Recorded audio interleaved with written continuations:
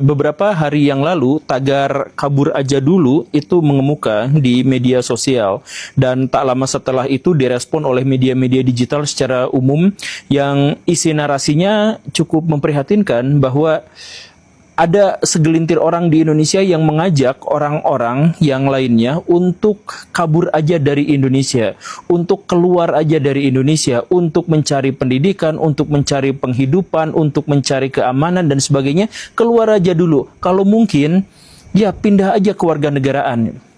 Yang cukup memprihatinkan dari narasi ini sebenarnya bukan hanya pada kontennya, tetapi bahwa dia menjadi trending yang menunjukkan bahwa rasa frustasi, penyesalan, kekecewaan, sakit hati, dan rasa tidak aman itu sudah mengemuka dan menjadi pola yang umum dalam pikiran masyarakat Indonesia. Artinya, ketika dia menjadi trending, pikiran masyarakat kita pun secara trending memang pengen keluar dari Indonesia. Kan itu logikanya tuh begitu. Nah, ini sebenarnya cukup memprihatinkan, tapi kalau misalkan mau jujur, saya dan khususnya istri saya juga sebenarnya pengen ke luar negeri, setidaknya untuk mengamankan pendidikan dari anak-anak, ya karena cukup penuh penyesalan ketika kita berpikir tentang pendidikan di Indonesia, pola asuh di Indonesia dan sebagainya, bukan hanya soal penyesalan tapi juga traumatik gitu. Ketika kita misalkan melihat realitas yang ada di Indonesia itu sebenarnya juga kurang baik gitu. Makanya ada keinginan sebenarnya untuk ke luar negeri. Tapi intinya adalah bahwa sebenarnya rasa frustasi dari orang-orang yang ada di Indonesia karena dia tinggal di Indonesia itu juga sebenarnya sudah menjadi bagian yang harus diperhatikan oleh pemerintah kita. Sebenarnya apa yang melatari tagar ini, atau sebenarnya apa yang membuat orang-orang kemudian merespon dan setuju terhadap tagar ini? Ya sebenarnya kurang lebihnya adalah terkait dengan penghasilan, terkait dengan betapa sulitnya mendapatkan pendapatan di Indonesia yang layak dan halal. Itu sulitnya tuh luar biasa. Coba misalkan kita runut pada beberapa masalah-masalah yang lebih teknis. Ketika Pak Jokowi menjabat sebagai presiden untuk pertama kalinya, sektor formal Indonesia itu menyerap sampai 16 juta lapangan pekerjaan. Kemudian ketika Pak Jokowi dilantik untuk menjadi presiden yang kedua kalinya, itu sektor formal Indonesia hanya mampu menyerap dan menyediakan sekitar 8 juta lapangan pekerjaan. Dan ketika Pak Jokowi lengser digantikan oleh Pak Prabowo, itu ternyata hanya ada 2 juta lapangan pekerjaan yang siap di sektor formal. Jadi artinya apa? Turun terus-terusan.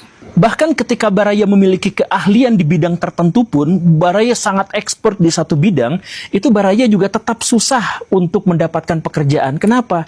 Karena dengan jumlah lapangan pekerjaan yang tinggal sedikit itu pun, itu jatahnya untuk orang dalam. Kita ketahui itu. Kan ini masalahnya di Indonesia itu begitu. Nah, ketika sudah diserahkan kepada orang dalam, kita kebagian apa? Ya nggak kebagian apa-apa pada bagian itu. Dan kalaupun misalkan ya kita kebagian dapat jatah di situ, paling yang kita dapatkan adalah UMR yang di Indonesia maksimal UMR-nya itu hanya sekitar 5 juta, 6 juta saja. Itu luar biasa. Dan yang lebih luar biasanya apa? Mertua-mertua di Indonesia masih berharap agar punya menantu yang gajinya itu UMR. Artinya apa? Untuk mendapatkan gaji 5 juta saja itu sulitnya minta ampun. Itu yang disebut minimal aja sudah menjadi harapan tertinggi dari para mertua di Indonesia. Nah, artinya apa? Ya, tingkat kesejahteraan Indonesia itu benar-benar buruk. Kalau misalkan kita hitung, Pak Prabowo kemarin menyatakan bahwa jatah pengeluaran orang Indonesia secara layak itu adalah 15 juta rupiah per orang per bulan. Tapi yang disediakan oleh lapangan pekerjaan kita, UMR yang terendahnya itu adalah 5 juta per bulan per keluarga. Dari situnya sudah jadi masalah. Nah, terus gimana dong? Ya udah, kalau misalkan Baraya sudah bekerjanya susah, rebutan sama orang dalam, kemudian ketika sudah bekerja pun dapatnya sekecil itu anggarannya, duitnya cuma 5 juta sekeluarga sebulan. Nah, itu pun lebih buruk lagi ketika Baraya tahu bahwa Baraya bisa dengan sangat mudah dipecat. Ya, itu faktanya. Dan kalau Baraya dipecat tuh bukan beneran dipecat, tapi dipaksa resign. Karena si perusahaan menolak untuk kasih pesangon. Makanya Baraya dikasih setidak nyaman tidak nyamannya, atau dimutasikan di tempat yang benar-benar menyiksa Baraya dan sebagainya. Pokoknya agar Baraya tidak mau dipecat, tapi maunya mengundurkan diri. Ya, itu realitas di Indonesia. Jadi kalau misalkan mau kerja sesulit itu, mau gimana? Ya udah, saya mau usaha. Kalau misalkan Baraya berpikir untuk menjadi wirausaha misalkan, maka Baraya harus berhadapan dengan 4 tembok sekaligus. Tembok yang pertama, itu adalah apa? Birokrasinya belibetnya luar biasa. Indonesia adalah salah satu negara dengan birokrasi untuk usaha itu yang paling ribet di dunia. Silahkan cek Baraya yang pernah jadi pengusaha, Baraya yang sedang menjalani usaha, konfirmasi perkataan saya, apakah benar atau tidak ketika Baraya ngurus izin, ngurus ini, itu, dan sebagainya, Baraya itu bisa ditektok ke sana ke sini, dari satu meja ke meja yang lain, dari satu ruangan ke ruangan yang lain, dari satu hari ke minggu berikutnya, dari minggu berikutnya ke bulan berikutnya, hanya untuk dapat izin ini itu. Itu di Indonesia tuh begitu. Dan itu benteng pertama. Benteng keduanya apa? Setelah Baraya misalkan punya lapak usaha, tempat apa segala rupa, Baraya harus berhadapan dengan ormas. Preman-preman yang malakin. Baraya baru mau bikin bangunannya aja udah ada yang malak. Kemudian Baraya sudah ada tempat usahanya dipalakin tiap bulan, dipalakin tiap hari, dipalakin tiap tahun, ada THR-nya dan sebagainya. Itu kan? Itu masalah berikutnya. Dan masalah yang ketiga, benteng yang ketiga ketika Baraya misalkan memulai usaha di Indonesia, itu adalah ketika Baraya sudah beranjak semakin bagus, semakin bagus, semakin bagus, Baraya akan berhadapan dengan pajak. Pajak di Indonesia itu bukan sembarang pajak, tetapi pajak yang benar-benar tidak diketahui bagaimana cara menghitungnya. Jadi banyak sekali pengusaha-pengusaha di Indonesia yang terjebak, nggak ada hujan, nggak ada badai, tiba-tiba kena pajak dan sanksinya yang begitu besar. Ada pengadilan pajak, ada keributan ini tapi tidak boleh direkam. Apa segala rupa itu luar biasa. Sejujurnya banyak sekali pengusaha-pengusaha di Indonesia yang gulung tikar bukan gara-gara ongkos di Indonesia itu tidak memadai, bukan gara-gara kehilangan pasar, bukan, tapi gara-gara dikerjain sama oknum pajak.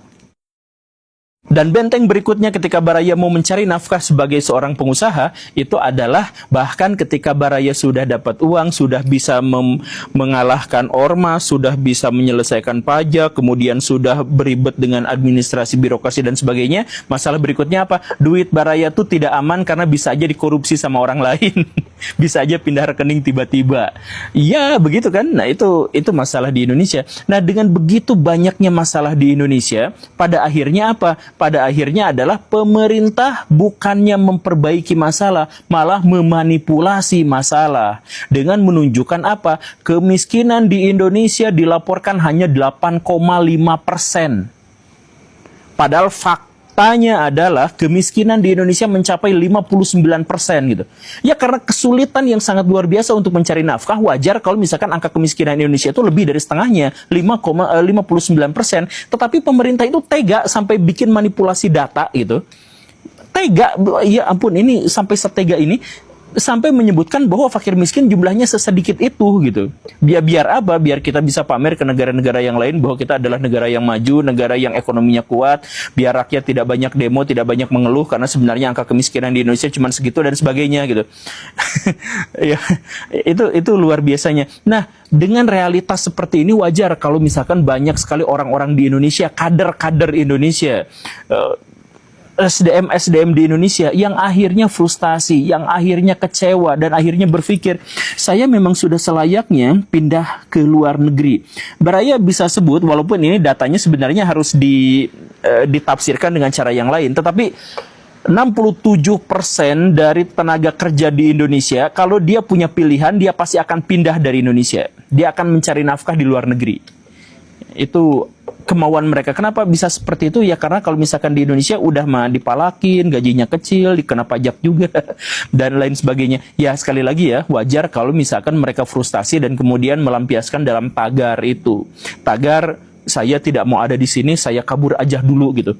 Dan luar biasanya apa? Ini bukan hanya inisiatif dari mereka. Bahkan setidaknya ada 2 elit politik di Indonesia yang menganjurkan, yang mengusir, yang membuat orang-orang di Indonesia semakin tidak suka dengan pemerintahan. Ya, pergi aja dari Indonesia. Siapa 2 elit itu? Yang pertama, itu adalah Ibu Sri Mulyani, yang pada 2022 itu mengatakan bahwa kalau tidak mau bayar pajak, jangan tinggal di Indonesia. Jadi secara eksplisit dia udah ngusir gitu. Itu yang pertama. Kemudian tahun 2023 Pak Luhut Binsar Panjaitan itu mengatakan jangan mengkritik pemerintah terus-terusan seakan-akan pemerintah jelek semua. Kalau misalkan yang mengkritiknya kayak gitu terus-terusan, maka hengkang saja, pergi saja dari Indonesia. Itu ngusir 2 pejabat elit di Indonesia, itu mengeluarkan pernyataan yang sangat kontroversial, sangat sensitif dan menyakitkan. Orang-orang yang sudah frustasi ada di Indonesia menjadi semakin frustasi gitu. Saya emang nggak diusir juga udah semakin kesel, udah pengen pindah dari Indonesia, apalagi ini ditambahi dengan kata-kata yang seperti itu. Saya misalkan ingin mengomentari yang Ibu Sri Mulyani dulu lah ya. Ibu Sri Mulyani mengatakan bahwa yang tidak mau bayar pajak, silahkan angkat kaki dari Indonesia. Misalkan yang mengatakan seperti itu. Kami tidak pernah tidak mau bayar pajak, Ibu. Tentu saja kami tuh sangat setia pada bangsa dan negara. Kami bayar pajak. Masalah utamanya adalah kalau bayar pajak itu susahnya minta ampun. Itu ada aplikasi yang Ibu banggakan kemarin-kemarin itu. Coba Ibu sendiri yang pakai itu, kalau misalkan bayar pajak di situ tuh susahnya luar biasa. Mau login aja bisa butuh waktu berjam-jam, berhari-hari, gak jadi-jadi, keluar masuk gitu. Mau nyetak ini, mau bikin laporan itu, apa segala rupa itu susahnya minta ampun. Jadi kalau misalkan itu kami tidak bisa bayar pajak, itu bukan karena kami tidak mau, tapi karena beribetnya luar biasa. Dan ditambah, kalau misalkan pernyataan itu sebenarnya adalah reaksi dari ada banyak orang Indonesia yang tidak mau naikin PPN sampai jadi 12% misalkan gitu kan. Nah, karena kami itu ada perhitungan dan kami menuntut untuk transparansi, bukan tidak mau bayar pajak. Contohnya kayak gini lah. PPN naik dari 11% ke 12%. Tujuannya biar apa? Biar negara punya tambahan 85 triliun rupiah. Sekitar itu kan? Coba hitung sama ini. Kan sekitar 85 triliun targetnya itu. Nah, kalau misalkan hanya untuk mendapatkan 85 triliun saja, kenapa tidak menggunakan penghematan saja?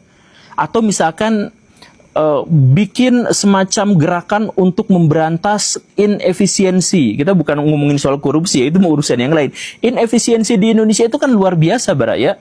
Kemarin aja Pak Luhut mengatakan bahwa kami punya anggaran 500 triliun untuk fakir miskin dan hanya setengahnya saja yang sampai. Artinya apa? Setengahnya 250 triliun rupiah itu nyungsep di hotel-hotel mewah, itu nyungsep di tempat-tempat untuk studi banding, apa segala rupa yang kayak gitulah, yang birokratis segala rupa itu. Nah, Ibu, kalau misalkan Ibu mau mendapatkan uang 85 triliun rupiah, bukan dari pajak, itu efisiensi aja, itu ambil lagi gitu. Itu orang-orang yang pegawai-pegawai apa segala rupa, pejabat-pejabat itu yang segala rupa itu potong aja dari situ, 250 triliun hanya untuk satu tema aja gitu.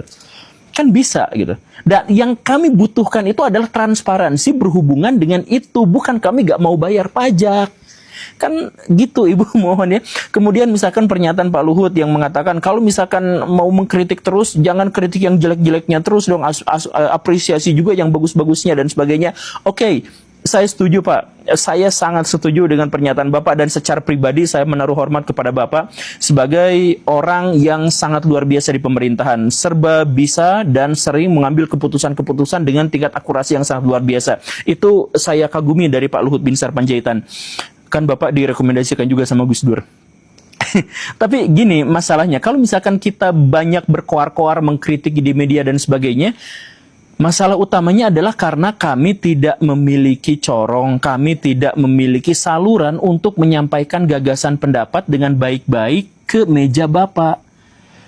Jadi gini, anggota DPR sebagai perwakilan rakyat itu hanya mau mendengar suara rakyat ketika dia mau ikutan pemilu. Setelah dia terpilih jadi anggota dewan, kapan dia bisa dihubungi? Coba saya tanya, itu anggota DPR itu kapan pernah komunikasi langsung, berinteraksi langsung dengan rakyat seintensif ketika mereka-mereka itu sebelum menjabat? Karena kami tidak memiliki corong, kami mau ngomong tuh ke siapa, kami mau curhat tuh ke siapa, kami tuh pengen menyampaikan aspirasi tuh ke siapa, tidak ada corongnya, ya wajar kalau misalkan kami mengkritik secara sporadis di media-media. Jadi kalau misalkan kami mengkritik ke sana ke sini, coba Pak, kalau misalkan saya punya kesempatan ketemu sama Bapak aja, saya bisa sampaikan kritik itu langsung gitu. Dan mungkin aja selesai masalahnya di situ gitu. Dan atau misalkan Bapak menanggapi itu dengan serius dan kemudian ya dengan berbangga hati bahwa ternyata ada orang yang bisa berinteraksi antara orang yang sangat elit dengan orang yang sangat alit gitu kan, itu oke gitu. Tapi kan masalahnya kita tidak memiliki akses untuk itu. Jadi tolong jangan usir kami, Pak. Jangan tendang kami dari Indonesia hanya gara-gara mengkritik. Masalahnya kami itu bukan mengkritik karena benci, bukan mengkritik karena sentimen dan lain sebagainya. Ya mungkin ada di antara kami yang memang sentimen, ya memang. Tapi intinya adalah karena tidak ada saluran yang memadai yang bisa kami andalkan untuk menyampaikan aspirasi kami kepada orang-orang yang ada di atas. Itu masalahnya. Jadi ya, tapi sekali lagi ya, Pak pemerintah, Ibu pemerintah semuanya, ini masalah utamanya adalah kami tuh sekarang sedang kecewa, sedang frustasi bahwa kami memaklumi perkataan-perkataan itu juga muncul dari rasa frustasi dari Bapak dan Ibu sekalian di sana. Tapi tolong juga maklumi kami bahwa kami juga melakukan begini dan begitu yang bikin Bapak Ibu marah itu juga sebenarnya adalah wujud dan ekspresi dari kekecewaan yang mendalam, dari sakit hati yang mendalam, dari frustasi dan stres yang luar biasa karena kita tinggal di Indonesia dengan penghasilan yang kurang, dengan tanggungan yang besar, dengan keamanan yang tidak terjamin, dengan bahwa kami ngomong begini begitu saja bisa kena undang-undang UTE dan lain sebagainya. Ya itu mah keluhan saja ya, tapi intinya ya saya juga mungkin sedang mempertimbangkan untuk pindah ke warga negaraan. Ya nggak tahu, tapi intinya Baraya sampai sekarang itu 1.000 orang per tahun itu sudah meninggalkan Indonesia dan menjadi warga negara luar di luar sana. Saya tidak tahu apakah mereka menjadi orang yang lebih bahagia atau tidak, tetapi setidaknya saya tahu bahwa orang-orang yang keluar itu adalah orang-orang yang memiliki akses terhadap bahasa Inggris, terhadap teknologi, terhadap IT dan sebagainya. Silakan cek yang 1.000 orang itu per tahun yang keluar dari Indonesia, itu bukan orang kaleng-kaleng, itu adalah pakar, itu adalah ahli, itu adalah orang-orang yang di Indonesia tidak bisa diterima karena kesandung sama orang dalam, dan akhirnya mereka berekspresi dan berkarya di negara orang. Terima kasih karena sudah menyimak. Saya Guru Gembul. Assalamualaikum warahmatullahi wabarakatuh.